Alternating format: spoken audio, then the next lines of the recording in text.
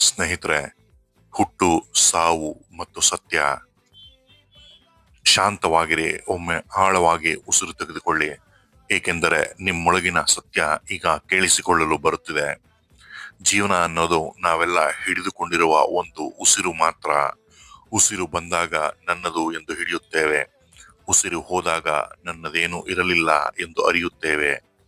ಮರಣದ ಬಗ್ಗೆ ನಾವು ಭಯಪಡೋದು ಏಕೆ ಗೊತ್ತಾ? ಯಾಕಂದರೆ ನಾವು ಬದುಕನ್ನು ಸಂಪೂರ್ಣವಾಗಿ ಬದುಕಿಲ್ಲದ ಕಾರಣ.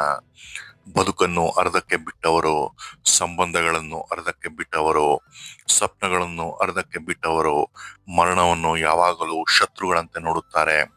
ಆದರೆ ನಿಜಕ್ಕೆ ಮರಣ ಶತ್ರು ಅಲ್ಲ, ಅದು ಬದುಕಿನ ಅಂತ್ಯವೂ ಅಲ್ಲ, ಅದು ಬದುಕಿನ ಪೂರ್ಣತೆ.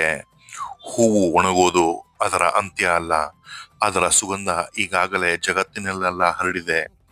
ಹಾಗೆ ನಿನ್ನ ಜೀವನವು ಒಂದು ಸುಗಂಧ.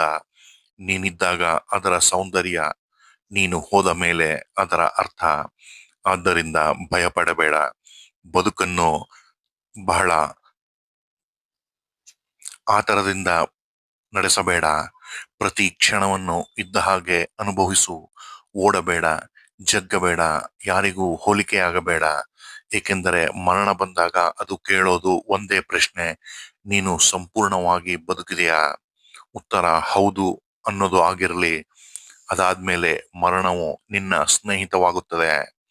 ಶಾಂತವಾಗಿರು. ಬದುಕು ಚಿಕ್ಕದು, ಆದರೆ ಅದನ್ನು ಪೂರ್ತಿಯಾಗಿ ಬದುಕಿದರೆ ಅದು ಸಾಕು. ಅದೇ ನಮಗೆ ಬೇಕಾಗಿರುವ ಸತ್ಯ.